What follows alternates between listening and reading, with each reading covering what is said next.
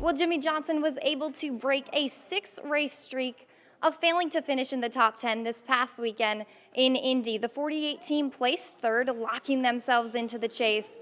But it's a different story for Johnson's teammate Dale Earnhardt Jr. Now, obviously, he is still not running due to concussion-like symptoms. So you've got 4-time Cup champ Jeff Gordon, who comes into the Brickyard, places 13th, and that knocks Jr. out of the chase. So the question now isn't just when or even if Dale Jr. will return, but can the 88 car make up those lost points and jump back up in the chase standings? Their next shot will be with Gordon back in the car this weekend at Pocono Raceway. Joel, you mentioned the strength of Michael Weathers. This is a guy that leads his team in assists, steals, blocks, offensive rebounds, and scoring. Now, knowing that, James Whitford said he's the type of player you have to defend at all levels because there's not one specific area of the game where he stands out. He can drive to the rim, he can shoot threes, and he has the ability to make plays for his team. Now, he told me he defines him as an elite playmaker, passer, and defender, and he said that tonight he's looking for his team in Ball State to make Miami play on the glass, grabbing offensive rebounds, but not giving up second chance shots on the other end.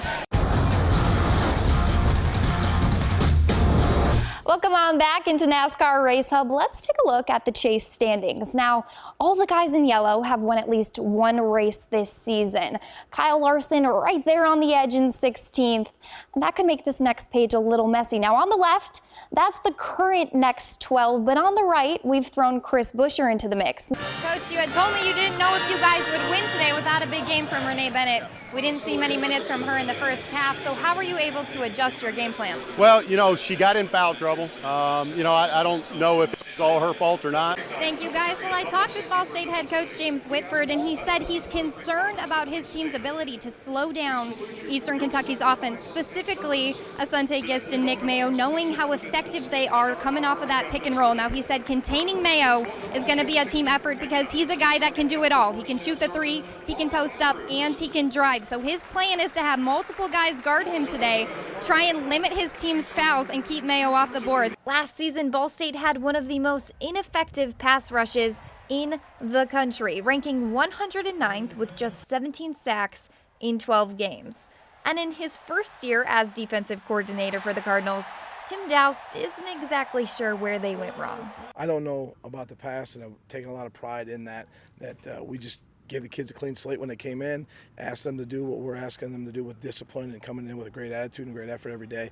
But defensive end Anthony Wimbush seems to have the answer. We just wanted more. We got the intensity. We playing for each other. We've been playing for Coach Snoop, Coach Dowse, Coach McKenzie, and all the coaches that believe in us. So they say we can do it, and we believe it. Now, in just 3 games, Ball State is ranked 3rd in the nation in sacks. And if you take a look at the stats from Saturday, Anthony Wimbush absolutely dominated the line of scrimmage. Before every play, it was just trying to get to the quarterback and try to help my team out to get the W. Once I get in, it's a mindset that I'm trying to get to the quarterback each time and going hard 100% of the time and trying to just get to him and trying to stop them, trying to make a play.